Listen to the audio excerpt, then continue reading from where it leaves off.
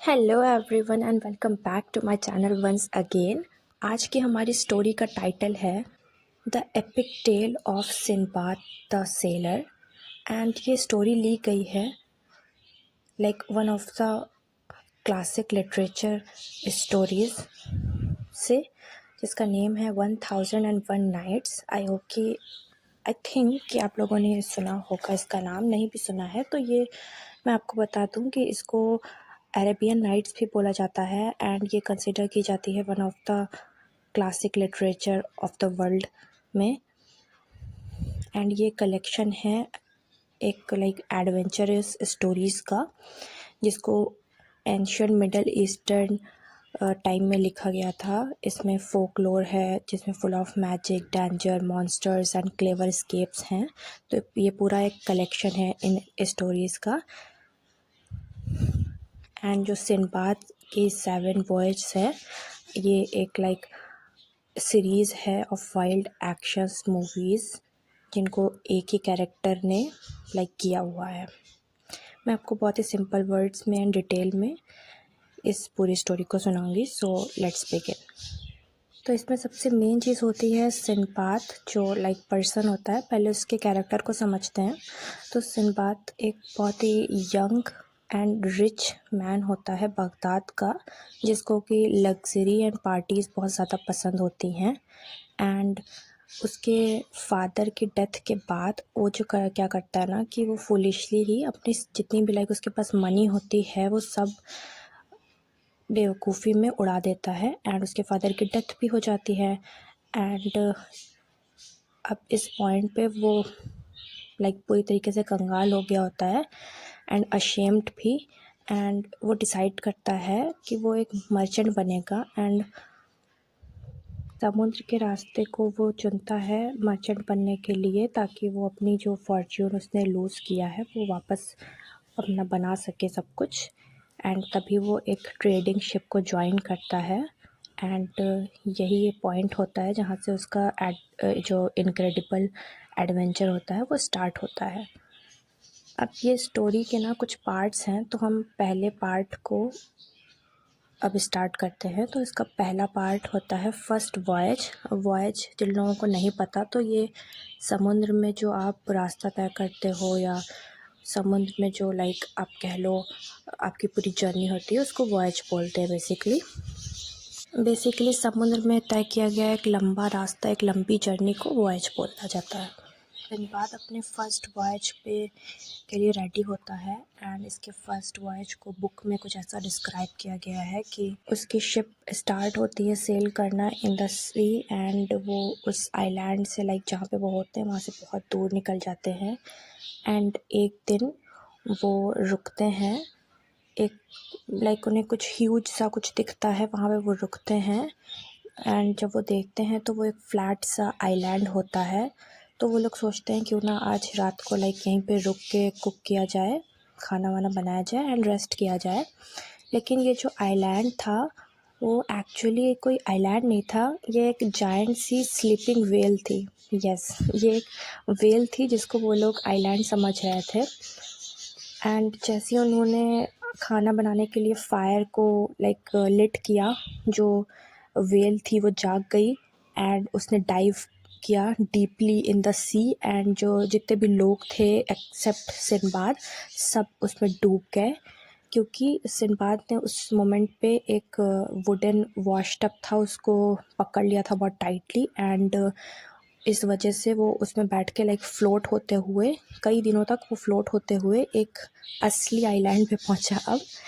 And जो वहाँ पे किंग थे उस आइलैंड के, उन्होंने उसका वेलकम किया, उसको कुछ गिफ्ट्स दिए। एंड इस तरीके से सिंबाद रिटर्न करता है अपने होम में ज़्यादा लाइक रिच बन के, क्योंकि किंग ने उसका वेलकम किया था, उसको महंगे महंगे गिफ्ट्स दिए थे।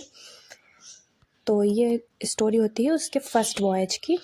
अब आता है उसका सेकंड वॉयज। तो बेसिकली तो फर्स्ट वॉयज में ही वो रिच हो गया था, लाइक उसका जो पर्पस था मर्चेंट बन के जाने का, वो मेन एम तो यही था कि उसको रिच बनना है। एंड अब वो रिच भी बन गया था, बट वो लाइक रिच बनने के बाद ना फिर से बोर हो गया। एंड वो उसने सोचा क्यों ना एक सेकंड वॉयज लिया जाए।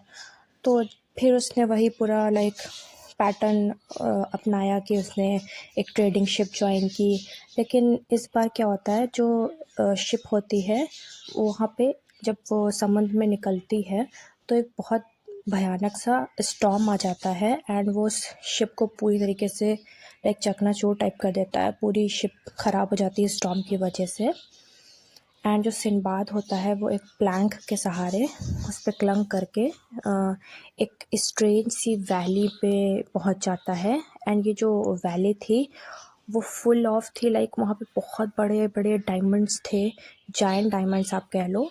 लेकिन ये जो डायमंड्स थे उनको लाइक एक तरीके से आप कह सकते हो कि उनको गार्ड कर रहे थे जायंट से स्नेक्स। एंड ये स्नेक्स बहुत ज़्यादा डेडली होते थे एंड ये रात को लोगों को खाते थे। एंड जो सिंबाद था उसने ये सब देखा एंड वो वहीं पे एक छोटी सी केव थी वहाँ पे हाइड कर जाता है खुद को, लाइक सरवाइव करने के लिए, खुद को ज़िंदा रखने के लिए वो उस केव में छिप जाता है। एंड अगले दिन वो देखता है कि एक बहुत बड़ी लाइक जायंट उस आइलैंड पे, उस वैली पे बेसिकली, सॉरी, सब कुछ ना जायंट थे, चाहे डायमंड हो, स्नेक हो, हर चीज़ डायमंड थी।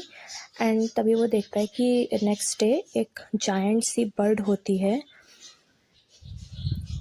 उसका नाम होता है रॉक द बर्ड, जो कि एक लाइक आप कह सकते हो कि ह्यूज ईगल्स की तरह ही, ईगल्स को बहुत बड़ा बना दो ऐसा कुछ उसको डिस्क्राइब किया गया है। ऐसी बर्ड थी, वो आती है एंड वो ड्रॉप करती है massive boulders to crack open elephant shells for food. And जो सिंबाद होता है वो अपने आप को ना उस रॉक, जो बर्ड होती है उसके लेग से बांध लेता है अपने टर्बन को यूज़ करते हुए। एंड नेक्स्ट टाइम जब वो बर्ड आसमान में उड़ती है तो जो सिंबाद होता है वो उस वैली से सेफली फ्ली हो जाता है। एंड मीनवाइल वो कुछ डायमंड्स को भी गैदर कर लेता है उन स्नेक से बचते बचाते। एंड वो जब अपने लाइक जहाँ भी वो लैंड करता है वहाँ पे उन डायमंड्स को बेचता है एंड फिर से वो बहुत ज़्यादा अमीर बन जाता है। एंड ये थी स्टोरी उसके सेकंड वॉयज की। अब आते हैं थर्ड वॉयज पे। तो इस बार भी वही होता है, पूरा लाइक पैटर्न रिपीट होता है। वो रीच हो जाता है, फिर से वो बोर हो जाता है, फिर से एक शिप पे निकलता है। इस बार जो शिप होती है ना वो एक आइलैंड पे रुकती है एंड उस आइलैंड पे एक बहुत बड़ी सी लाइक ह्यूज केव होती है। एंड उस केव के अंदर एक वन आइड जाइंट कैनिबल होता है। अब कैनिबल आप लोगों को जिनमें से नहीं पता, तो कैनिबल बेसिकली ह्यूमन को जो लाइक ईट कर लें वो होते हैं। एंड ये तो जो जायंट होता है वो कुछ सेलर्स को, जो मतलब जो भी वहाँ पे आइलैंड के पास आके सेलर्स रुकते थे उनको भी खा लेता था। लेकिन सिंबाद एंड अदर जो थे वो उसको क्या करते हैं, वाइन पिला देते हैं एंड वो ड्रंक हो जाता है। एंड फिर उसको ब्लाइंड कर देते हैं with a hot poker made from olive tree branches. And वो वहाँ से ना एस्केप करने की कोशिश करते हैं, मतलब अपने आप को शीप्स के जो अंडर, वहाँ पे जो शीप्स थी उसके अंदर बांध लेते हैं वो लोग, to fool the blind giant, जो कि जिसको लग रहा था कि जो शीप है वो जा रही हैं। एंड उससे लगता है कि क्योंकि वो उन लोगों ने देखो उसको पहले तो ड्रंक कर दिया, ठीक है, एंड उसे ब्लाइंड भी कर दिया एंड अपने आप को नीचे शीप्स जो होती थी वहाँ पे उनके नीचे बांध दिया। एंड जब वो चल रही थी तो उसको लगा कि हाँ ये तो शीप्स के चलने की आवाज़ है, तो शायद वो लोग कहीं जा रही होंगी, बट नहीं, उनके नीचे वो सिंबाद एंड उनके साथ जो भी लोग थे वो छिपे हुए थे। एंड इसी तरीके से वो सेफली वहाँ से निकल गए उस आइलैंड से। एंड यहाँ पे तो उसे कुछ ज़्यादा मिला नहीं, उसे अपनी उसकी जान बच गई, वही काफ़ी था। अब आता है फोर्थ वॉयज। तो फोर्थ वॉयज में सिंबाद क्या करता है, एक आइलैंड पे एक रिच वुमन से मैरी करता है। एंड सब कुछ अच्छा चल रहा होता है, बट सडनली उसने जिससे शादी की होती है ना उसकी डेथ हो जाती है। एंड लोकल कस्टम वहाँ के ये कहते हैं कि जो हस्बैंड होता है अगर उनकी लाइक वाइफ मर जाए तो उनको भी अलाइव ही बरी कर दिया जाएगा उसी टोम में। एंड सिंबाद को वाटर में थ्रो कर दिया जाता है, जिसमें कि फूड एंड वाटर उसको दिया जाता है, थ्रो कर दिया जाता है। ऐसा कुछ होने वाला था। उसने जो भी उसको जितना समझ में आया, जब उसने ये सुना कि जो अदर बॉडीज़ थी वहाँ पे जब उसको थ्रो किया गया, तो जो उसने अदर बॉडीज़ देखा, उसने रियलाइज़ किया कि ये तो अक्सर ही होता रहता है। वो फिर उन फूड्स को ईट करके सरवाइव तो करा, उसने फूड ईट किया जो कि डेड, आप ऐसे समझो कि सब वेट कर रहे थे कि वो डेड हो जाए, क्योंकि उसको पानी में फेंक दिया था। ऑफ कोर्स वो पानी में डूब के मर जाएगा एंड तब उसको बरी कर दिया जाएगा। तो उसने क्या किया ना, उसने वो फूड ईट किया and when another couple was buried, he killed the living husband, took his clothes and supplies and climbed out using ropes from the pit. And फिर उसने एक शिप को फाइंड किया, उसमें अपना जो भी ट्रेजर्स था, जो उसने वहाँ पे उस आइलैंड पे रहते हुए बनाया था, उसने एक रेक सी शिप पे, एकदम ख़राब सी शिप थी, उस पर लोड किया एंड अपने घर वापस सेफली पहुँच गया सुपर रिच बन के। तो ये काफ़ी एडवेंचरस सी स्टोरीज़ हैं। अगर आपको हर वॉयज की फुल स्टोरी सुननी है तो प्लीज़ कमेंट कीजिएगा, मैं आपको बहुत ज़्यादा डिटेल में बताऊँगी। अभी तो मैं सिंबाद का पूरा सारा वॉयज कवर कर रही हूँ, तो मुझे छोटा छोटा आपको बताना पड़ रहा है। एंड इसी तरीके से अब सिंबाद का 5th वॉयज आता है। This time Sinbad owned his own ship. Yes, अब कि वो कोई ट्रेडिंग शिप पे नहीं बैठता, लेकिन किसी और की नहीं, वो खुद की एक शिप पे बैठता है एंड वो लोग लैंड करते हैं एक आइलैंड पे